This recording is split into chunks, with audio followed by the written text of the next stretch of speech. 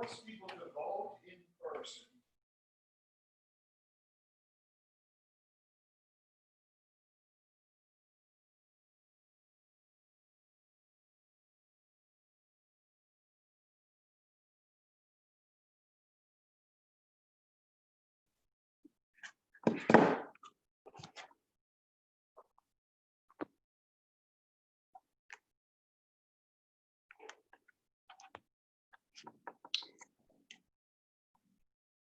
Debbie?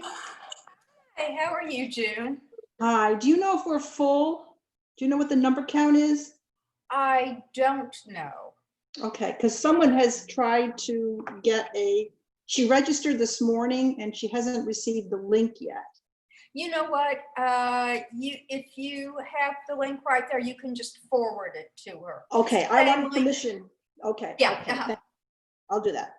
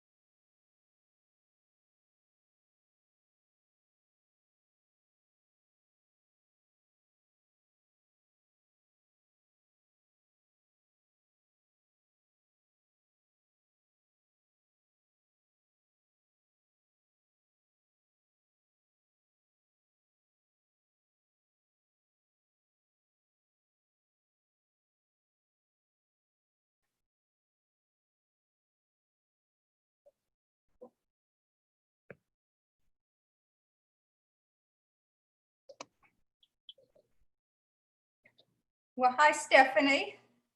Hello there. I How are see you. Okay. How you doing? Fine. Let's see if I can get me out of the shadows. I know it. I'm kind of dark too. Open the blind.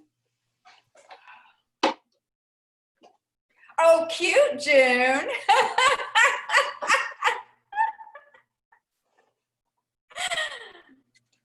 It's real. I'm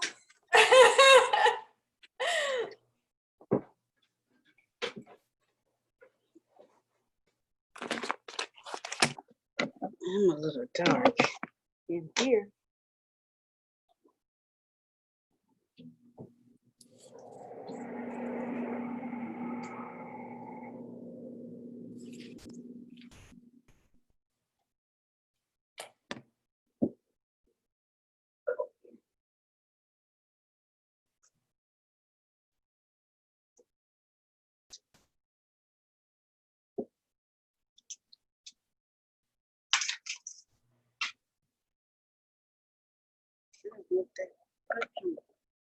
A little bit.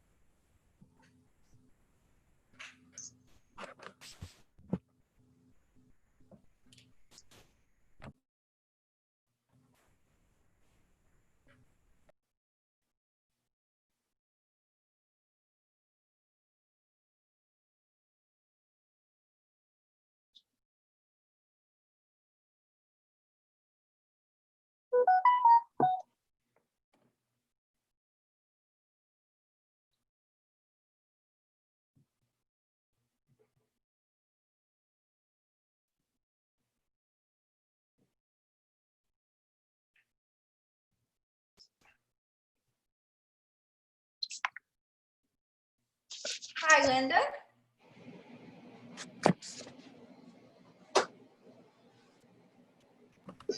Hi, Debbie. I'm going to mute myself so that I Oh, don't okay. embarrass That's myself. fine. But I don't know, in Zoom meetings from League of Women Voters, will Tracy be running the Zoom or are you running the Zoom? That's a good question. Tracy's going to be starting it in case there are people who need to come in on, who are waiting. But then I think actually I can handle the chat on my own. Oh, okay. I So was, what we will do, and I'll repeat this when people get on, is that if people have questions, we'll ask them to post them on chat so that we can kind of keep track of them. okay. And then will you mute everyone and then we use our space bar to speak, or you're going to call on us, or? Yeah, yeah. Okay. All right. And I forgot who's doing the introduction. June, That's are you? me. Oh, it's That's you. me. Oh, okay. So you don't need to mute for that. Okay. Well, but I'll mute for now until Right. I'm told that I'm to introduce you. Oh, okay. That's great. Is that good? Yes. Okay. All right. Thank you.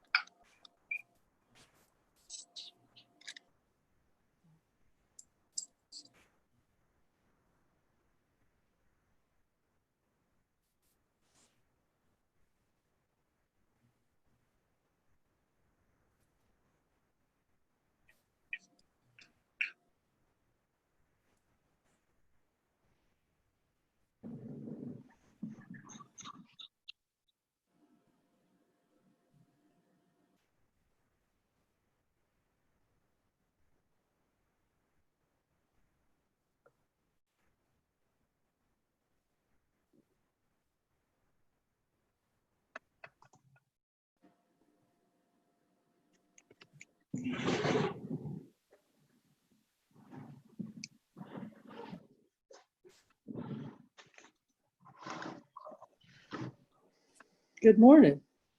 Good morning to everybody. Good morning. Good We have morning. we have just a couple of minutes before 1, so we'll give everyone a couple more minutes to get on.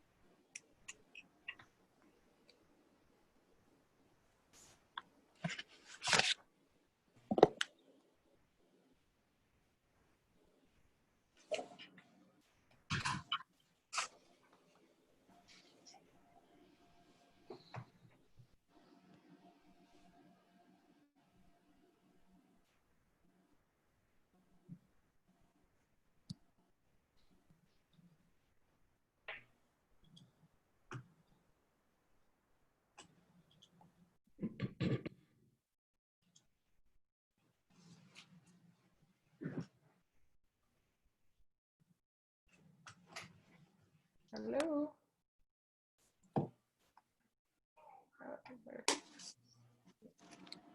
I see you, Junebug. I'm here.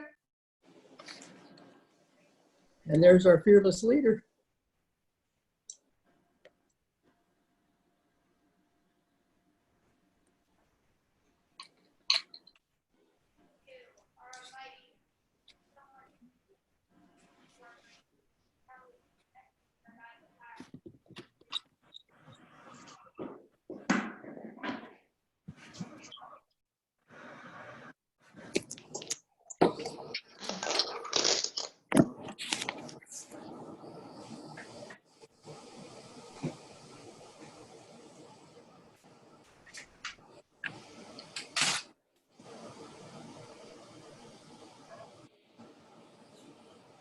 Hi. Hello, everybody. Hello. Well, I have just like a minute after 1. Do you all want to get started? We have such incredibly prompt people already online. It just shows you the advantage of being stuck inside is that people get to be on time for everything. That's true.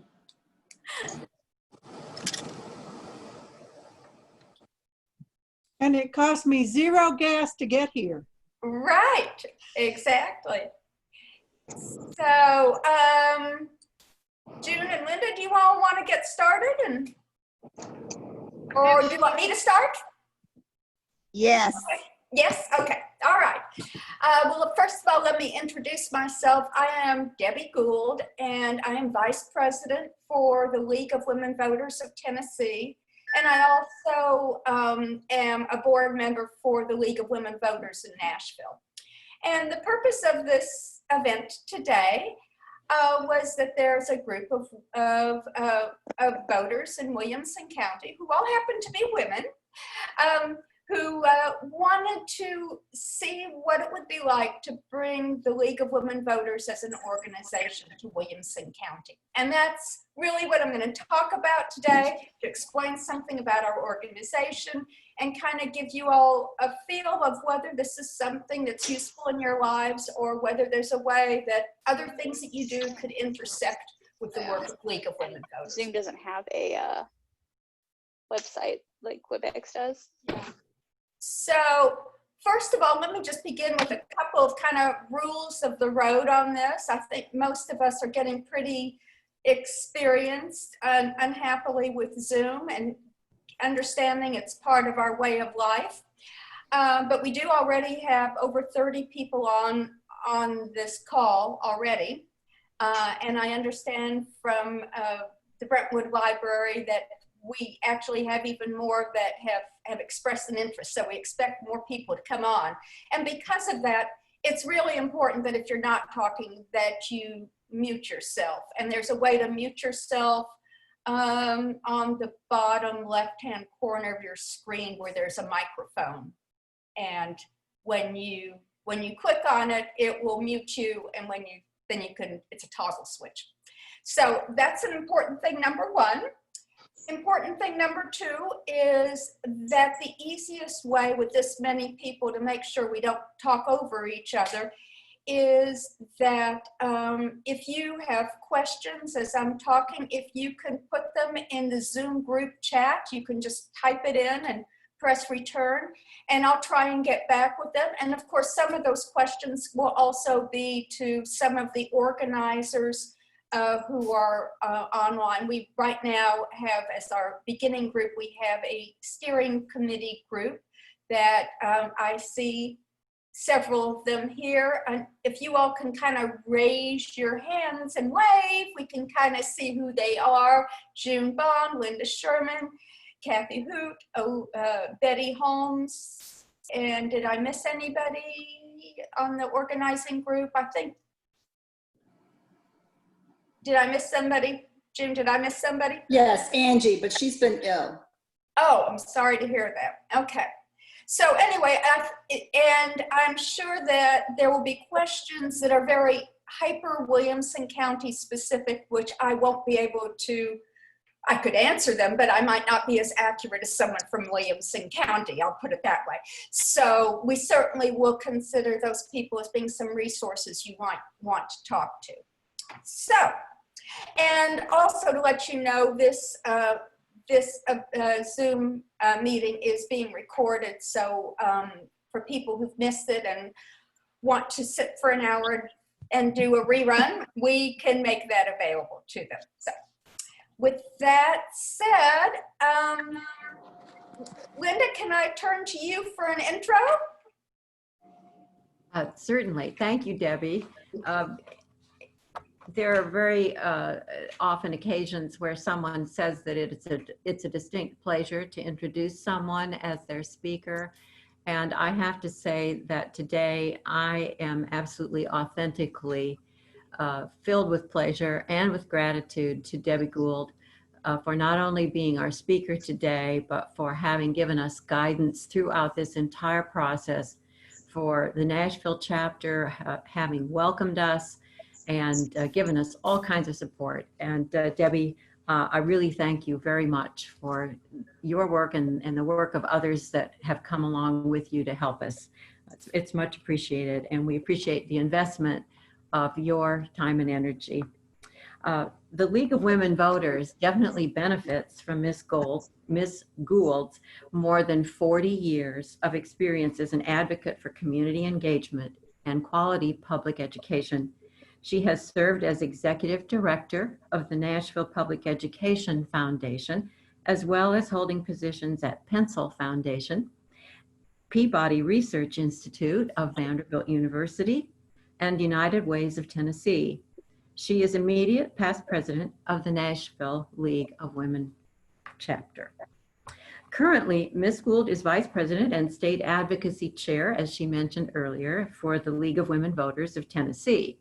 She will speak about the various programs that the organization is currently undertaking, the nonpartisan voter services activities, and the exciting programs underway to celebrate, the centennial anniversary of in 2020 of the 19th Amendment. I think that you suggested you would talk about some more specific things as well, Debbie, but thank you so much for coming, and will you welcome Debby Gould? Well, thank you. It's nice to have a virtual welcome. And I really appreciate it. So I'm going to begin by talking a little bit about the history of the League, just because to kind of give you a grounding in how it began. And this year is a really special year for us, not only because, of course, it's the 100th year celebration of the passage of the 19th Amendment, giving at least theoretically all women in America the right to vote. And it is also the 100-year anniversary of the National League of Women Voters. And it was actually started 6 months before the 19th Amendment passed. Carrie Chapman Catt founded it on Valentine's Day in 1920. And it always struck me as a moment both of pragmatism and optimism. Optimism that we really were going to get the right to vote, even though it hadn't happened yet. And also pragmatism and understanding that just because you have the right to vote doesn't mean you have the knowledge. And the whole concept of the League of Women Voters is that we had an entire nation of women who had never made decisions that impacted their community, their state, their country, and they never had that kind of decision-making power before. So how were they going to make intelligent decisions about it?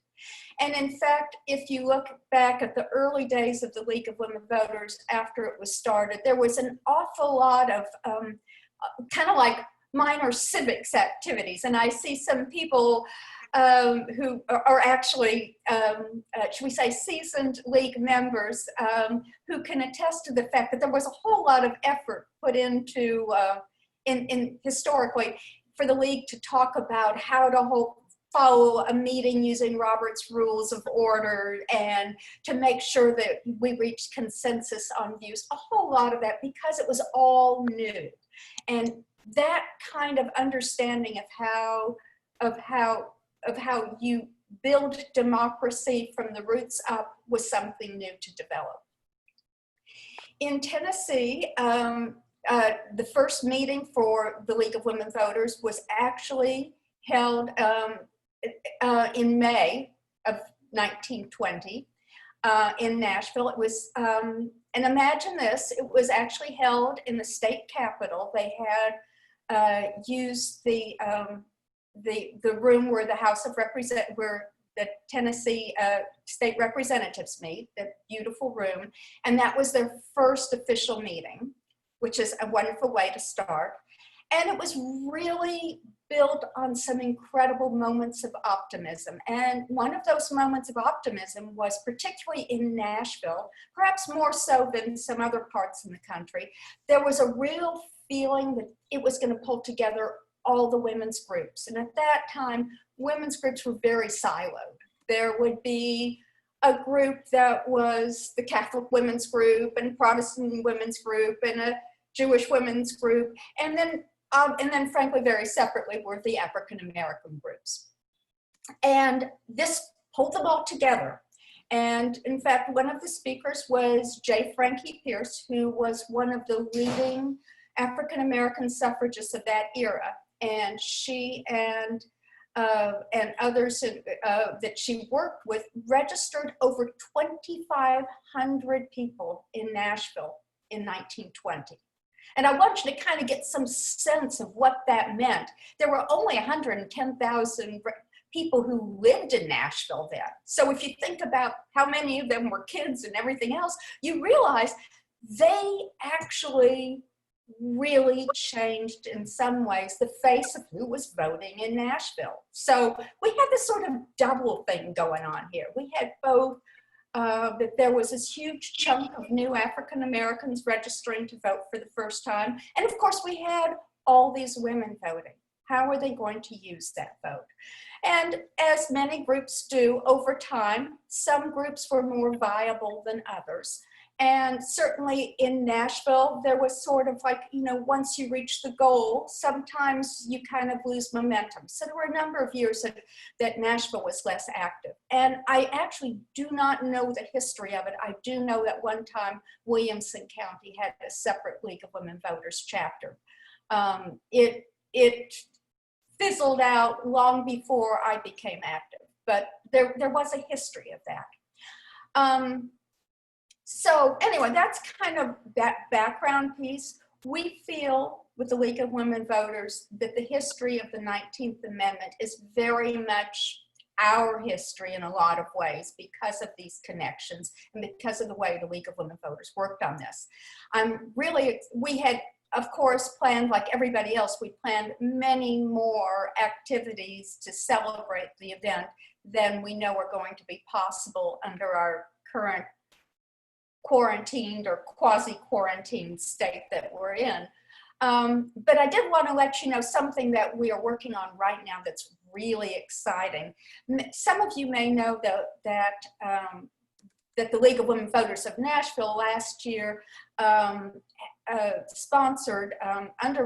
the development of a ballet to tell the story of women's suffrage. And it was an original ballet.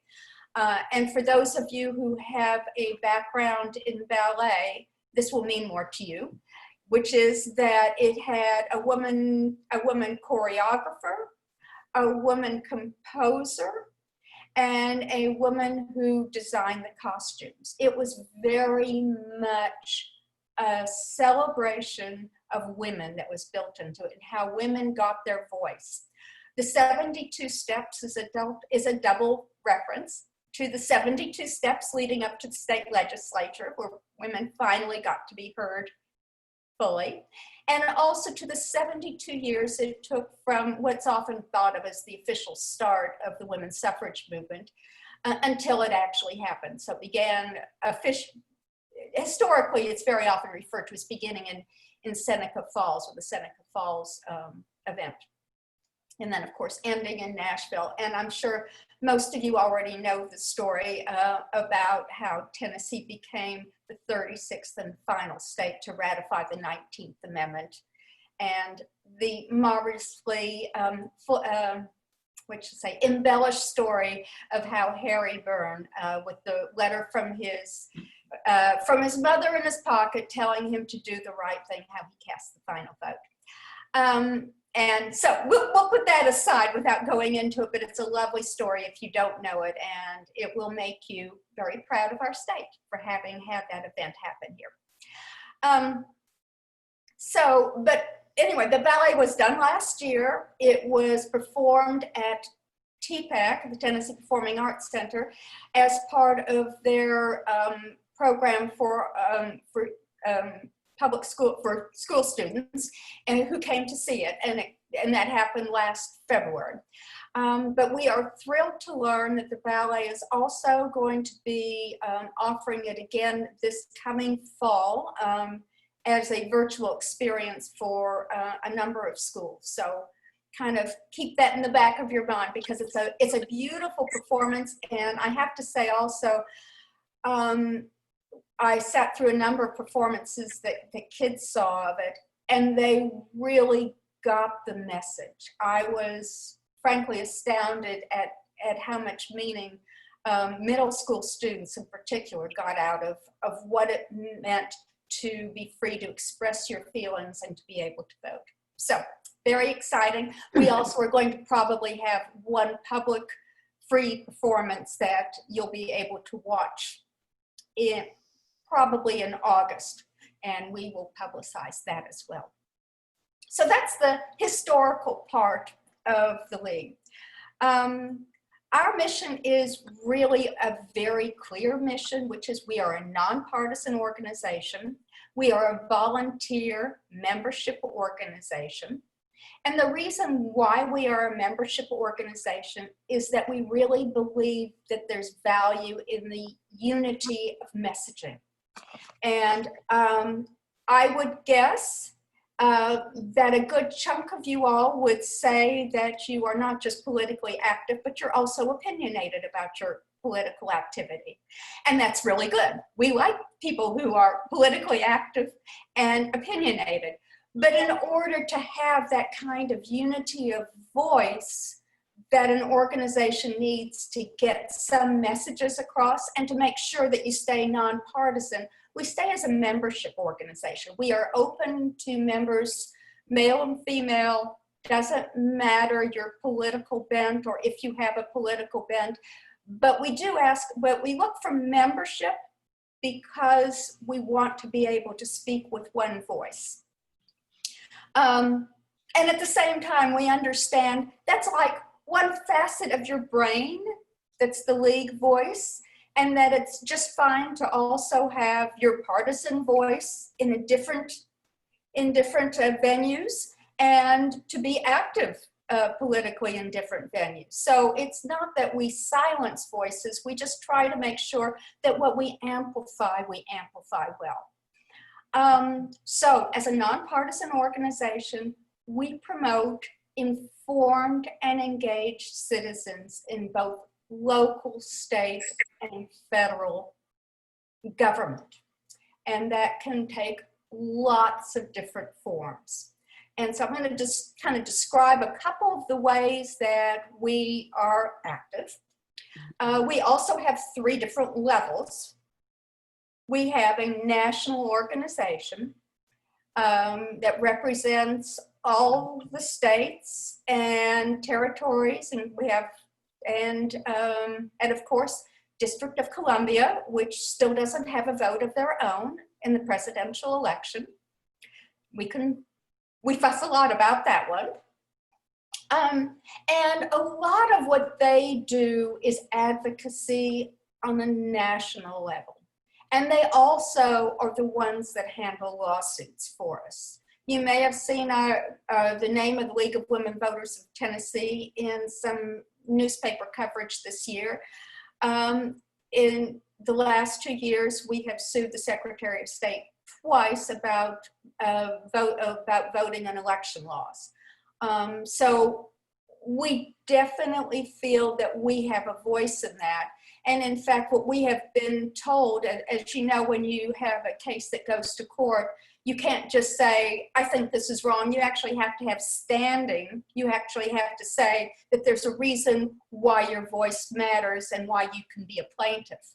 And the League of Women Voters always has standing on any issue that goes before a court, which involves voting in elections. It's very often, and we very often collaborate with other groups, but that's one reason why we're very often listed as the first plaintiff, because they know that the League of Women Voters will be a credible voice to represent all voters. So that's what happens on the national level. We do advocate for a number of positions.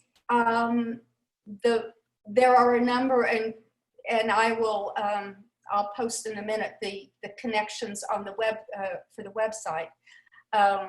But if you go to the National League website, you'll see a long list of advocacy positions that we have on a variety of things. So obviously a lot that we have about election laws being free and fair and open, a lot about transparency in government. We really think that citizens need to have access to public records, that meetings need to be open, and that the information is shared with the public. We take a number of issues on issues like climate change, issues on I just kind of hit a blank there. On public education, we think that public education is extremely important. We oppose private charter schools receiving public funds. It's great for them to operate as separate entities, but public funds should be used for public education. We strongly value the role of public education as a way that builds our communities, not just in terms of its economic workforce, but also because that's how we learn how to be citizens, how to communicate with others who might be disparate in their backgrounds and their beliefs and their views and their skill sets, but that we all need to work together, and that when we rob ourselves of those opportunities to learn from each other, we lose that sort of base of what is a community. We're also involved in environmental issues. A number of environmental issues have been studied at length that we're discussing, and that you can find those views. Privatization's another thing. What are the things that government should do? What shouldn't they be involved in doing? Are there some things that you just shouldn't assign to a private contractor to do that are so essential to government that we want direct government oversight of them? So those kind of issues are sort of built out on the national level. And our policy is always that if local groups or state groups don't like those views, they don't have to support them, but they can't speak against them. So if we had a local group that supported privatization, for example, they wouldn't be able to use their league hat to talk about it. Obviously, they could talk about it in other ways. So certainly in Nashville, for example, the Nashville League would say that we don't think that Core Civic should be given contracts to run our local jails. We really think that's a government function. So we would feel very comfortable talking about it. It's based on this national position. If we felt differently, we just would we would find other organizations in town to be our mouthpiece for that. But really the way I've always looked at my involvement in the league is that that I like being part of an organization that can be a megaphone for my opinions, and I appreciate that. There's a long process, and I see Jo Singer on this call, and she has been a longtime league member in many, many different locations. It's the advantage of hopscotching around the country. And she will tell you that every local league goes through a process where they study activities, subjects in depth, and reach a consensus. And that consensus is what drives the opinion, these advocacy positions that I'm talking about. So there really is a process. Again, it's built on those early 1920 ideas about how you do democratic thinking, how you do group activities and build on them. So that's a lot of what we do. Okay, so that's on the local, that we talked about the national, and then that filters down on the state level. I am also on the state level. I am chair of the State Advocacy Committee. And that's when we actually take a lot of these views and follow what happens in the state legislature. And I have to say, sometimes it takes a big deep breath to follow the state legislature. We think that they could value some more deep thinking on some issues than they've used in the past. But we try, when we look specifically and very focused at issues that affect us. This year, we've had a ton, this last election cycle that just ended, there have been a ton of issues dealing with elections, and we follow all of those. And for those of you who have followed the state election issue or state legislature issues, you probably know that when something gets to the floor of the House or the Senate, everybody knows what's going to happen. There are very, very few surprises when it gets to that point as to whether it will be voted up or down. Most of the decisions are made in committee. Even more of those decisions are made in subcommittee. So we are looking at issues and legislation when it's in subcommittees or in committees, looking at what would be the information that would help legislators make informed decisions.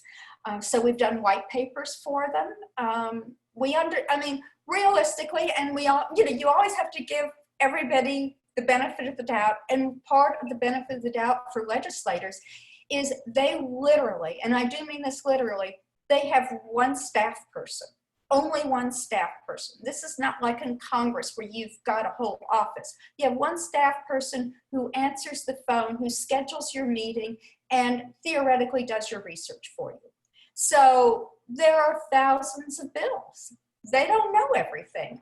Our job, we think, as representing the public, is to help people be better informed, including legislators. And I have to say, there are times that we, as often as I get frustrated and think, have we accomplished anything? I have to say there also are some really bad bills that you don't know about because we and other groups help stop them.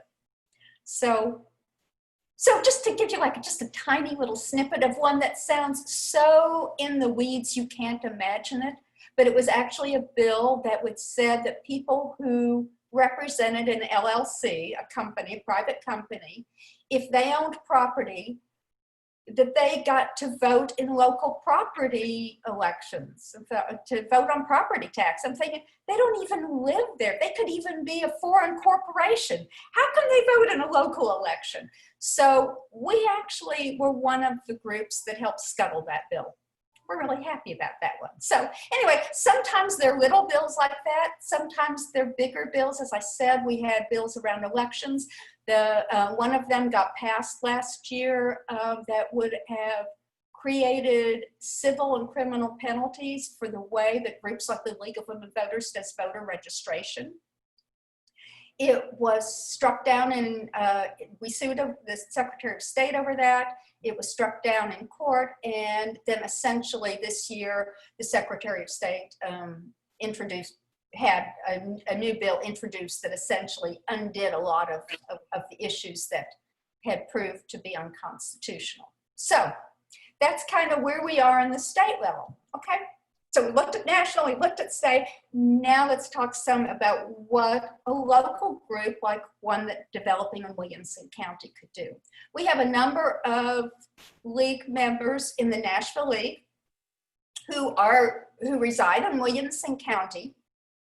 and have been involved for many, many years. And we love having them, but we also know that very often being able to focus hyper-local has enormous value.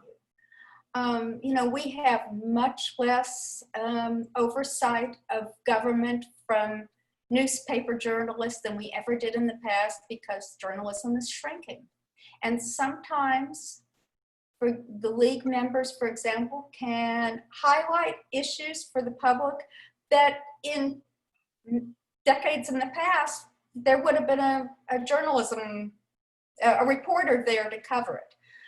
We very often, for example, one of the things we do in Nashville is that we attend local election commission meetings just as an observer. We're not participating, we're just observers, they're open to the public.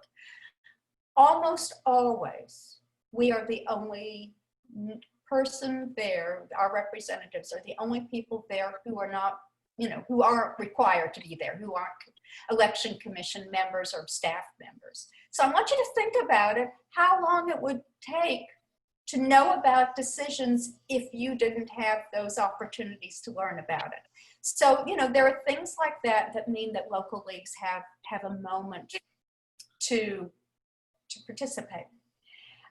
So that's one way that we participate. We have also been extremely involved in talking about, for example, like absentee voting and early voting, because it's so important to get information out there. And I want you to think about how many venues you all have to communicate about those issues. You probably have a friend or a relative who's just clueless about the fact that they can be absentee voting this year, even if they're scared to be out in public. You probably have friends out there who say, I only vote in the presidential election, that's the only one that counts. And we would strongly disagree.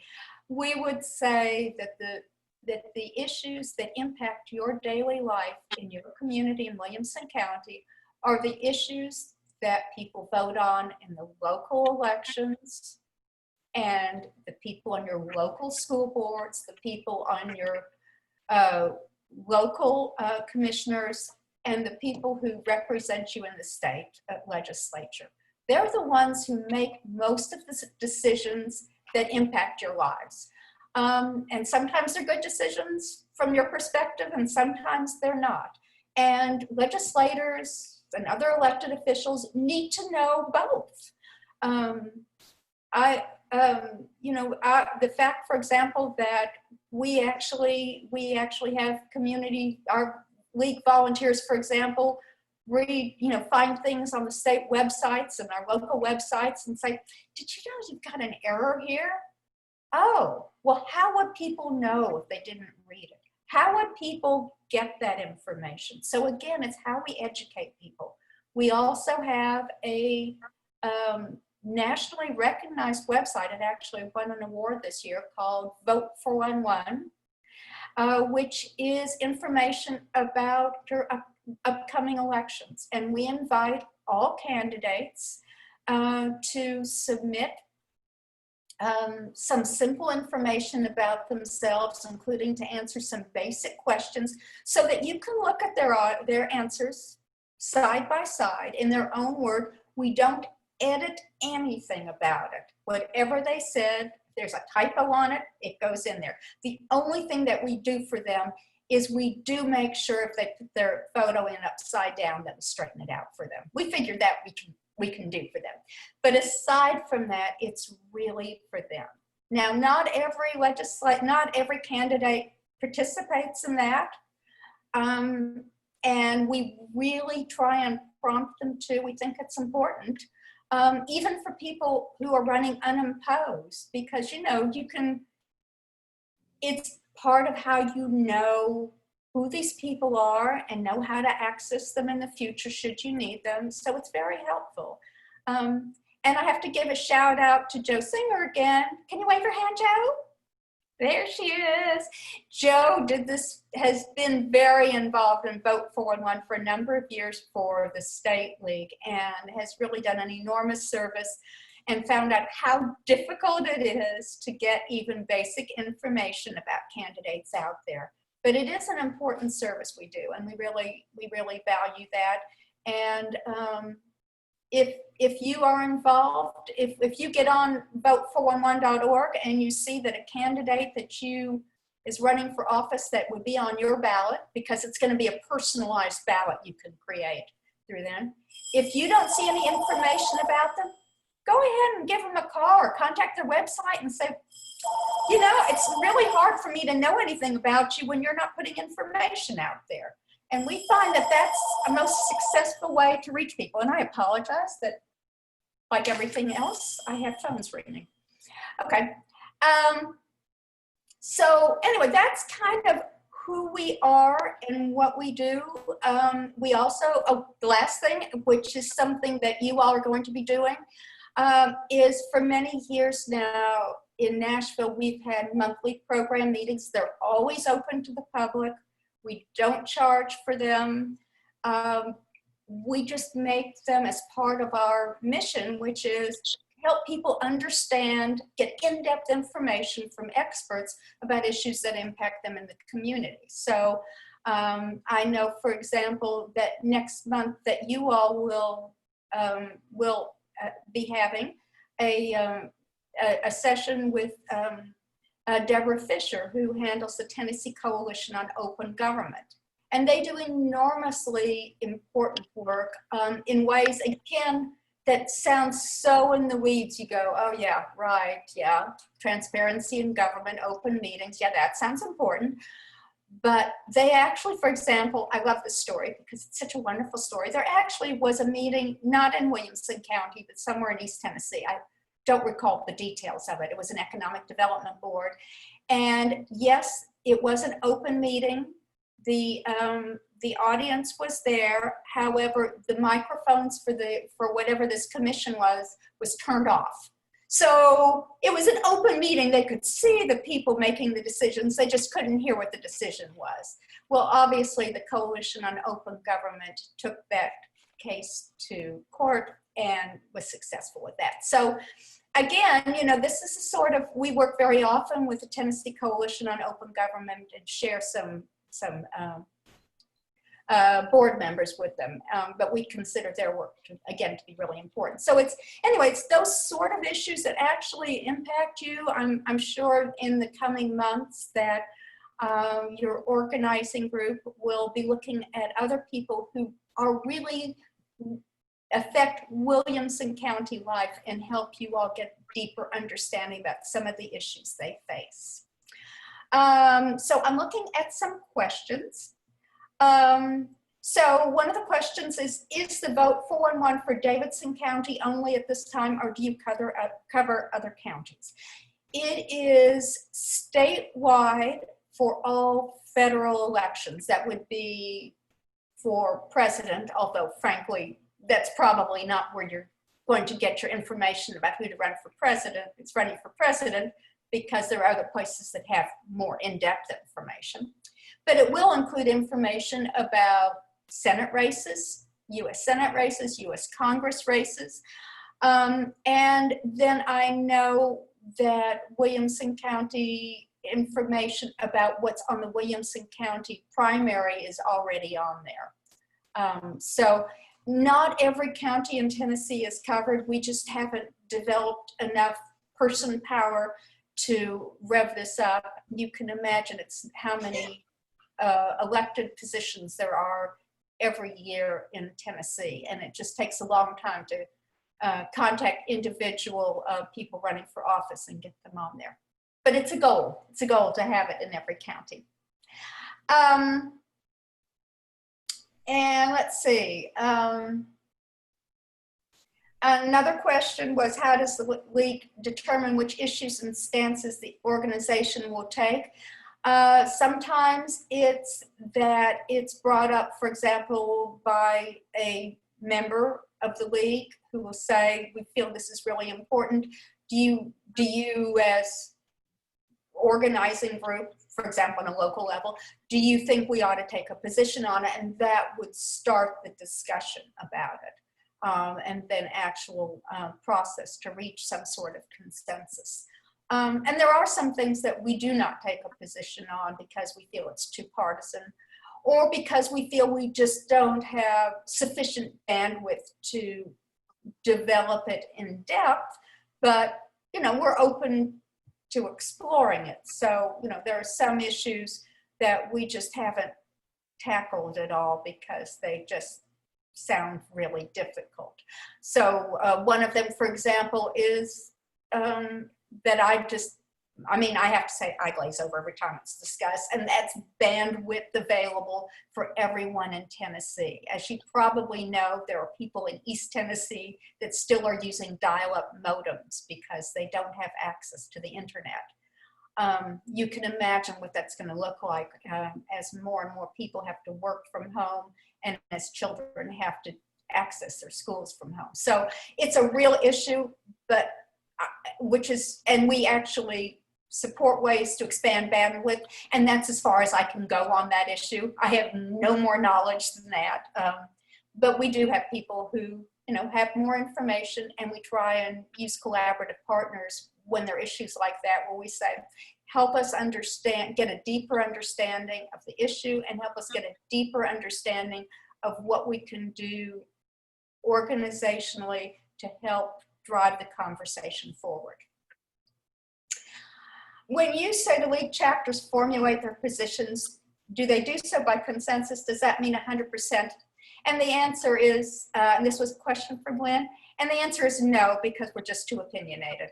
So what the consensus is, frankly, a rather loose definition. I actually found it really confusing when I became a league member, because I always thought consensus meant you had 100% buy-in. And I have to tell you, I found that highly implausible, since I know that my family of 4 has never agreed what we're all going to eat for dinner. So I thought, we're never going to reach any decision this way.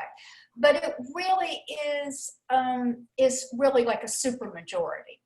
So think of it as like 2/3 of the people agree, and the other third can live with it. And that would probably be a good way to describe most of the things. And then there's some things that, yeah, we do have total consensus on. So, like we do have total consensus that that all citizens should have access to the ballot. And that's like a given. We do think, for example, that it's wrong for residents of Washington, D.C., which has more residents than the state of Wyoming, not to be able to have a vote in the presidential election.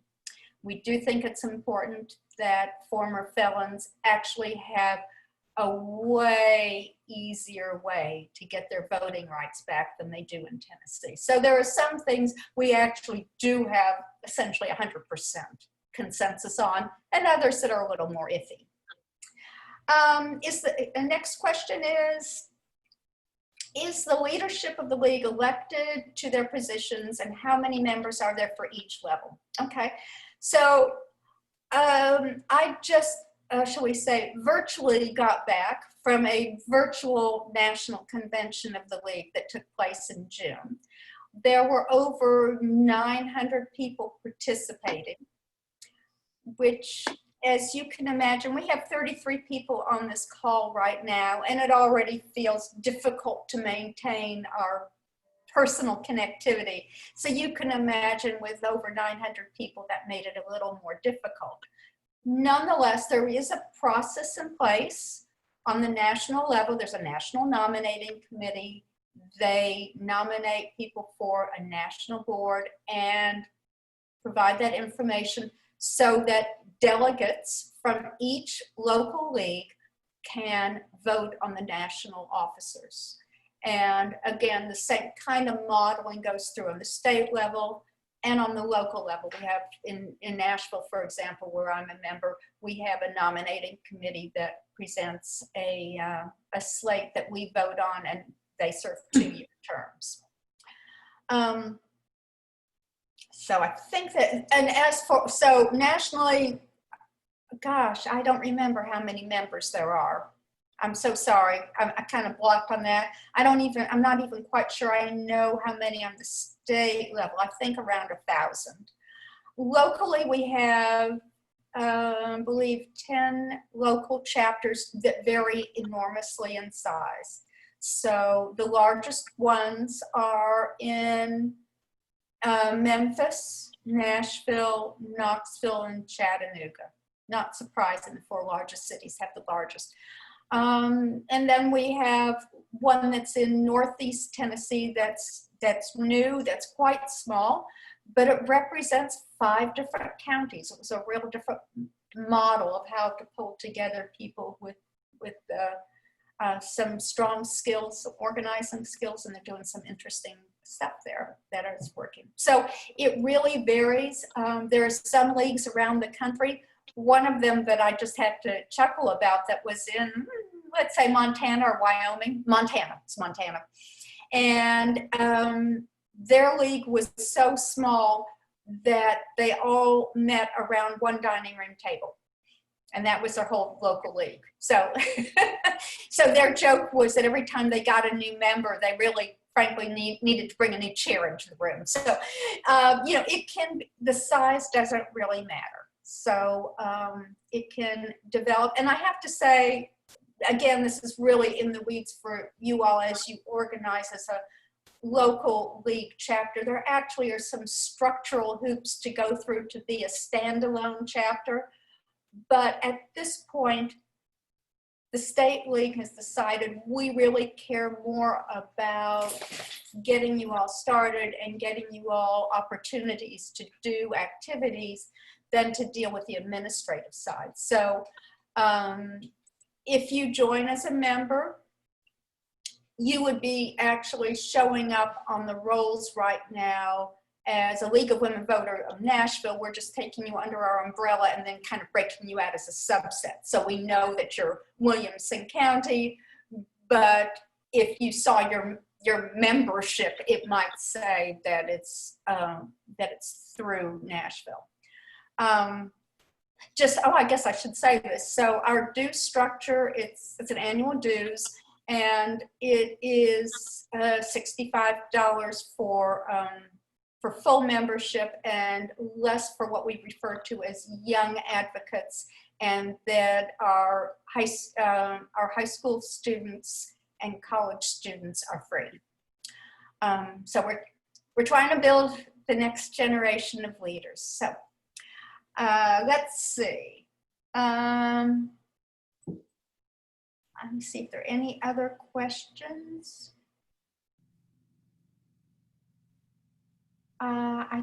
I'm hoping I answered all the questions that were posted. Are there any others that you all have? Oh, okay.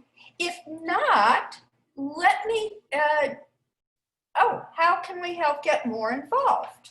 Oh, what a wonderful segue. I was just going to turn it over to June. Thank you. June, this question's for you. We are so excited about getting started, and I am thrilled with the number of people that have offered to help. We definitely plan on using extra help because we're just a small committee of 5 people. We want to build, we want to do more. So with the help of Debbie, we will get us going, and you'll be hearing from me if you're interested. Can you put my email address up, somebody? Or I can, junebond@comcast.net. Contact me, and I will certainly get back to you. Okay.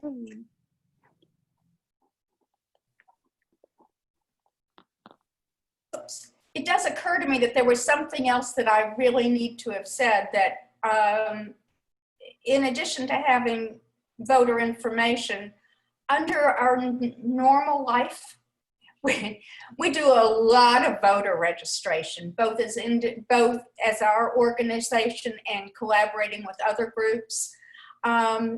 It's a lot more awkward now in this situation. Certainly, if any of you all feel comfortable and want to do voter registration outdoors, we would be happy to train you to do that and to give you the, all the information you need to know that you're providing correct information. But we fully understand that most people are not going to be comfortable with that kind of contact. So if you are interested, probably talk to June about that. If you want to do voter registration, can let her know. The other thing I will say also, I know you all have started a Facebook page, which is great. And it already, for example, has information about early voting schedule on it. To be quite honest, I think that the Williamson County Election Commission, which is a relatively small staff of people, is feeling a little overwhelmed. They're not doing as much publicity yet as we might want to urge them to do. So that is a great role for you all to talk about how to do early voting and how to do absentee voting. I think there's information about both that's posted on your Williamson County Facebook page. And I will tell you also, just so in case people get confused, you're not the only Williamson County in the world. So when you get on Facebook, there's also a Williamson County, a League Women Voters of Williamson County in Texas. I think they call themselves WILCO, like short for Williamson County. But anyway, just to let you know, there's a little confusion. So I think you'll be able to figure it out, but just wanted to mention that. But certainly letting people, what we do know is that the Secretary of State has given extensive information, and I do mean extensive information, to all the election commissions. It's like an 80-page document he sent to all of them about how to hold safe elections in this current pandemic. I know they're taking a lot of extra safeguards. All election commission staff that will be working as poll workers are going to have protective clothing on them. There's going to be hand sanitizer provided.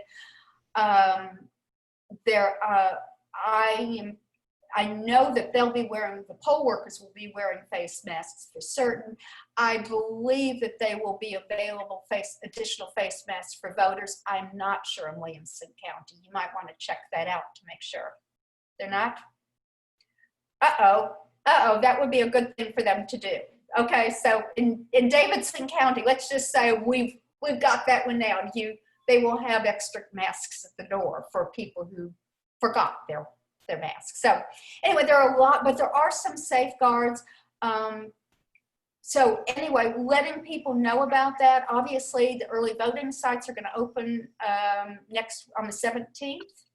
And I believe there are, let's see, I actually know where they are. There's going to be one at the Franklin Recreation Complex on Hillsborough Road, one at Brentwood Library. And thank you again for our host at Brentwood Library. We're hoping that we actually get to see you in person sometime soon.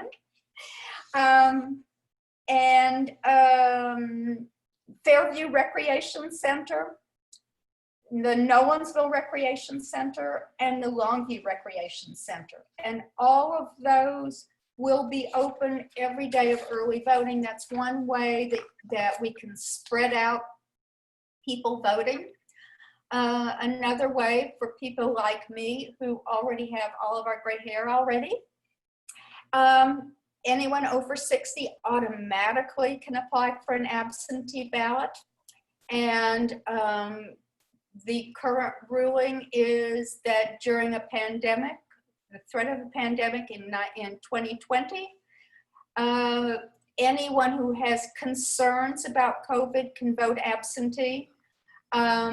Those concerns, you don't have to describe it anymore than check the box. That there's a box there that will say if a voter is sick or ill or has concerns about COVID, that you can check the box on the absentee ballot application and they will send you an application. I am hearing more and more buzz from around the country that you need to apply early. We know in Davidson County, just to give you some sense of this, the last comparable election in Davidson County, there were about 7,000 applications for absentee ballots. They already have over 20,000 received applications. So there's going to be, what we know is that there's going to be a huge deluge right near the cutoff point, which is actually July 30th, when you can get your application in. They then have to send you a ballot for you to return by mail by election day on August 6th. So it's always that kind of short timeline. The post office recommends you allow at least a week if you're going to mail something. So again, if you're thinking about absentee balloting, do it early. And that's part of our messaging that we're getting out.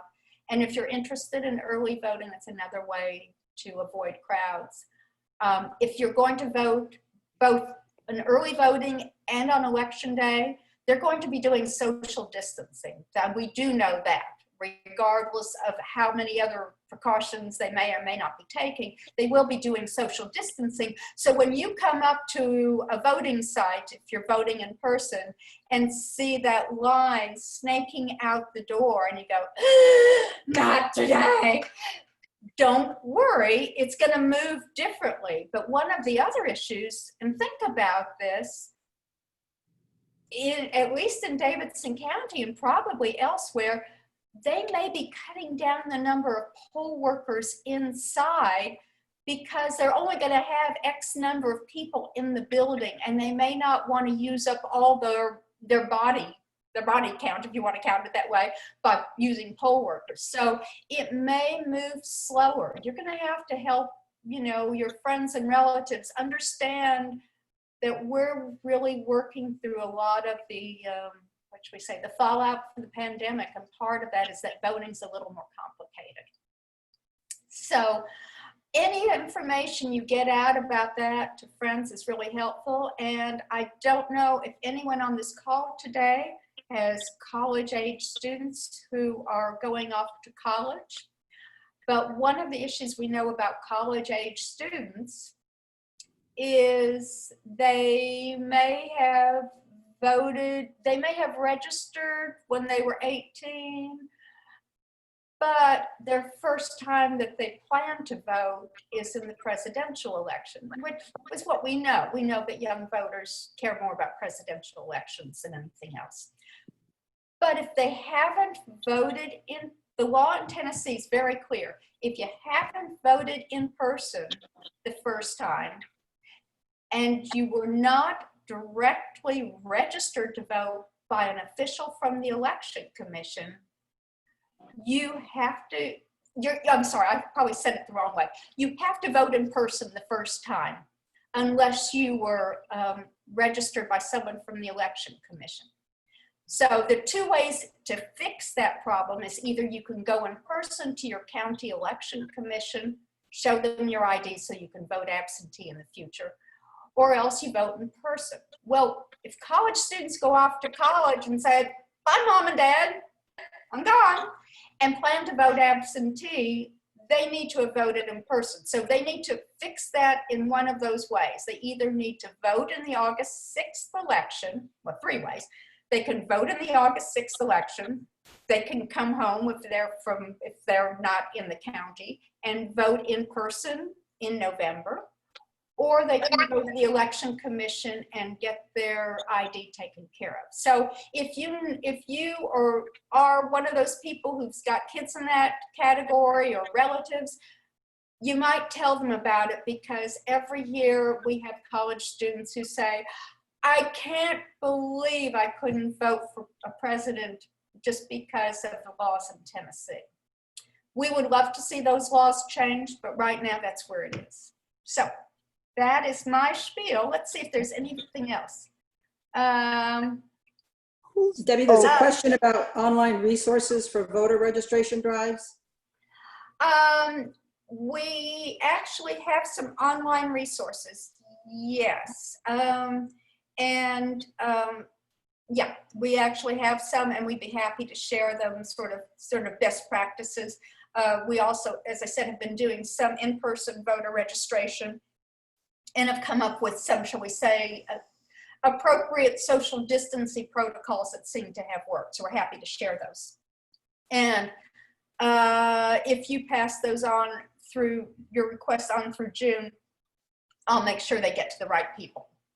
And Joe whoops, did I lose you? Joe said to everyone that Williamson County has a face mask policy whenever in public. So hopefully everybody is being reasonably cautious. Read that the mail-in ballot requires 2 stamps. Is that true? Apparently not. And there's a lot of confusion, and actually there's confusion because it actually looks as if the ballot's sort of wavering on the scale somewhere between 1 ounce and a little over. But I have been told I have called and asked specifically that question. 1 stamp will do. Although my caveat is that probably, like when we've had, like, you remember we had those constitutional referendums in the past that were like just reading a whole document, and that probably added enough extra pages to the ballot that probably we have had ballots that have required 2. But this one should only require 1. All right. And are there any other questions that I have missed?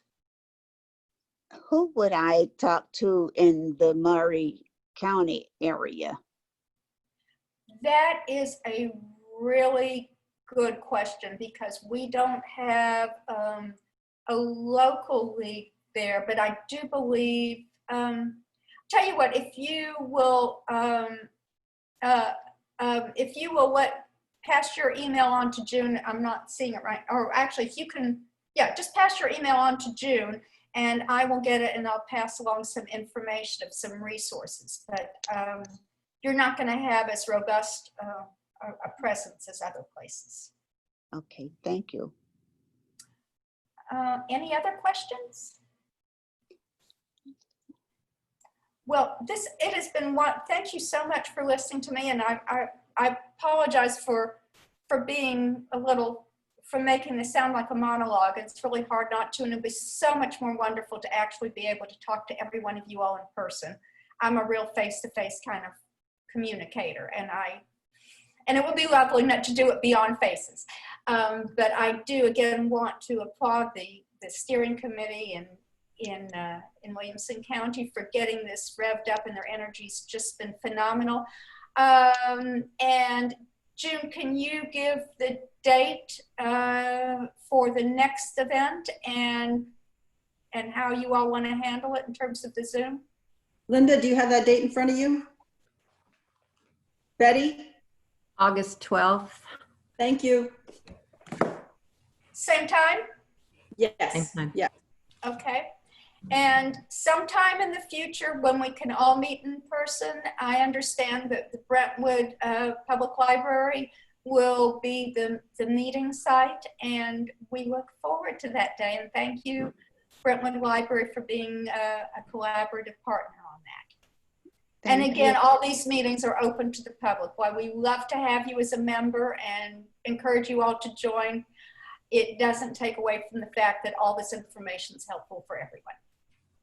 Thank you so much for coming, Debbie. Thank you so much. We appreciate it. Bye. Hope to see you next Bye. time. Bye-bye. Bye.